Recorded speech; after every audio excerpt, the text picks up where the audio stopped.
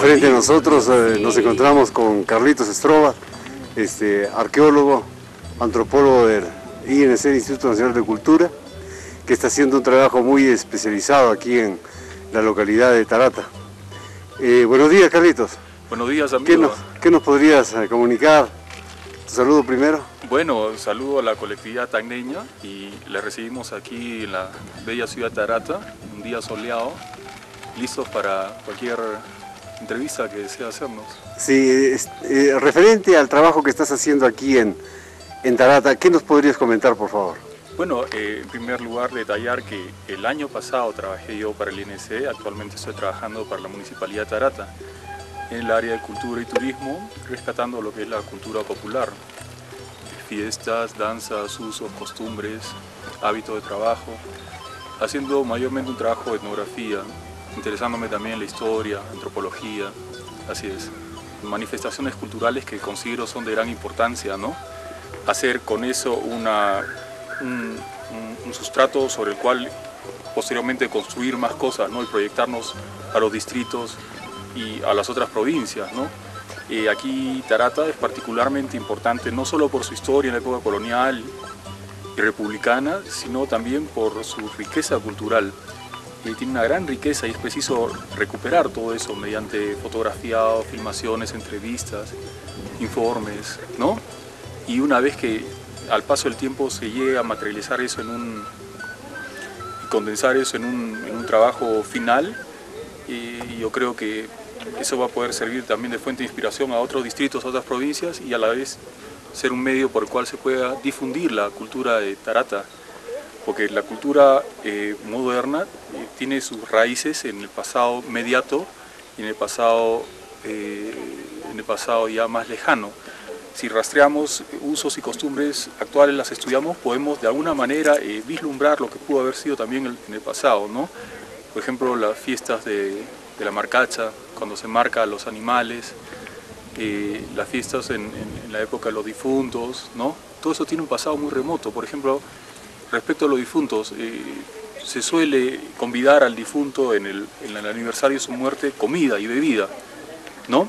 Eso es una costumbre aquí, en muchos lugares de la sierra, pero si uno rastrea las crónicas de los autores de la colonia, ahí se va a ver que es una tradición prehispánica, en la época del Tahuantinsuyo se practicaba esto en todos los Andes, ¿no? Entonces es una reminiscencia, un pasado remoto que tiene plena vigencia actualmente. Carlos, ¿por qué se le llama Santuario Santa María?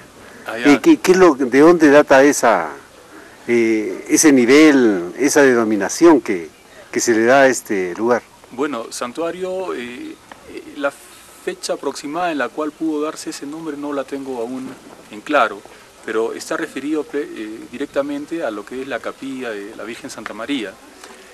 Y de ahí ha llegado al nombre de santuario por la importancia del culto en esa capilla a la Virgen, ¿no? Ese es el origen.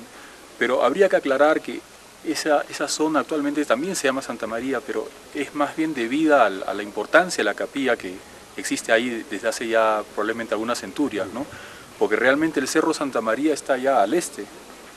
Este cerro donde está la capilla de Santa María probablemente se llamó Chacahuira, como el río que lo riega a sus pies, pero ese santuario ha cobrado tan grande importancia que ha eliminado el antiguo nombre, ¿no? Y ahora al cerro se le llama Santa María y al santuario también. Sí. Dime, según los restos encontrados, más o menos, ¿se puede hablar de qué civilizaciones vivieron aquí en este lugar? Bueno, aquí históricamente se conoce la presencia del pueblo aymara, y dentro de los varios pueblos aymaras, específicamente uno llamado Lupaja, que vivía en la parte suroccidental del lago Titicaca en Puno y tenía su capital en Yunguyo.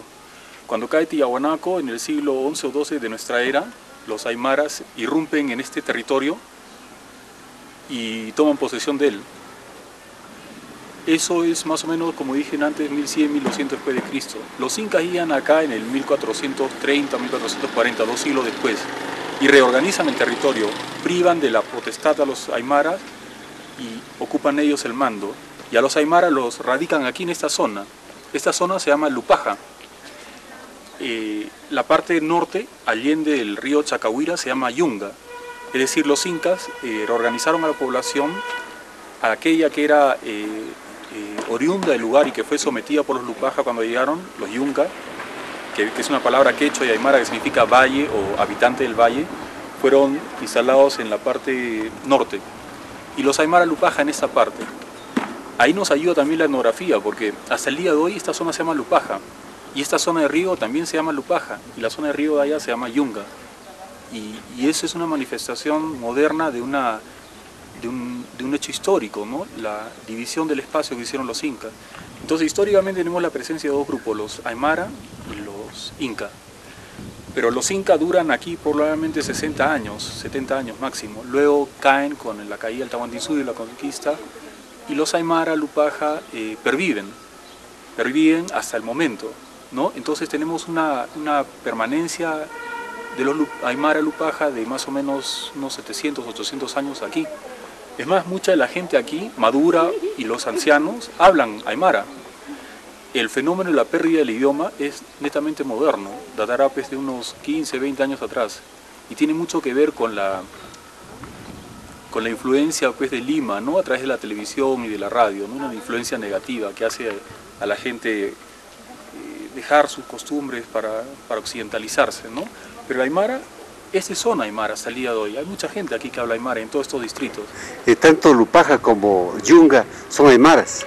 No, los Yunga eran los habitantes primigenios de este territorio. Ellos no eran aymaras porque no hablaban el idioma. Por ejemplo, en la toponimia, los nombres de los lugares, aquí hay muchos lugares que tienen nombres aymaras, pero hay otros que no tienen nombres aymaras ni tampoco quechuas.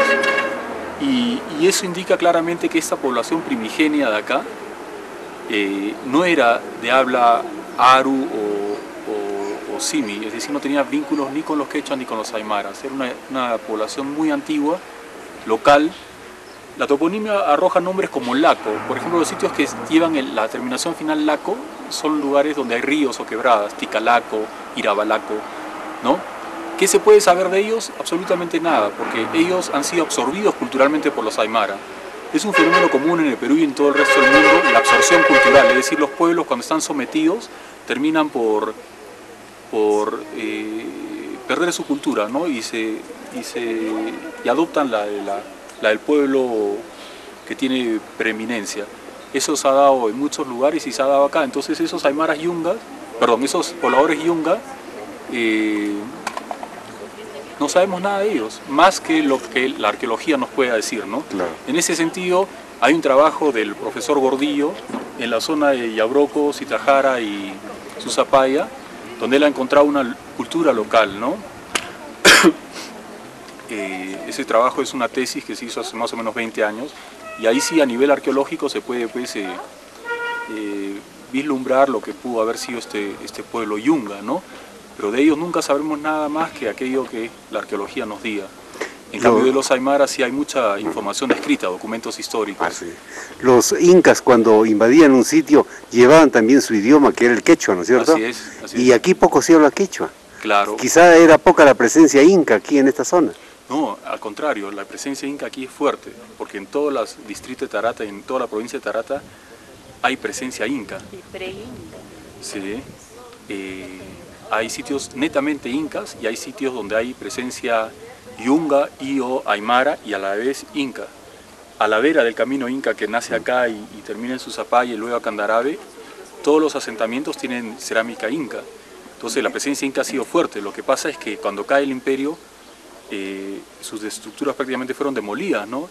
Y ahí pasó lo siguiente: o la población foránea inca aquí o se marchó o la liquidaron o simplemente fue absorbida por los aymaras, ¿no?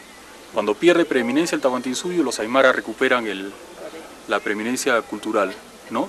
Y en un periodo tan corto como 60 o 70 años, ellos, los incas, no han podido imponer su idioma de manera general en ese territorio, porque aquí era una densa población aymara, con una cultura propia muy fuerte. Estaban subordinados a los incas simplemente por imposición, no por voluntad. Entonces cuando los incas políticamente caen, los aymaras recuperan su preeminencia y Totalmente, ¿no? En todo tipo de cosas. Y los incas se difuminaron acá. De ese periodo lo que nos queda son sus restos simplemente. Sí, sí, sí. Qué bien, Carlitos. Ha sido un placer conversar contigo. A ustedes, más bien, gracias. Ya. Okay.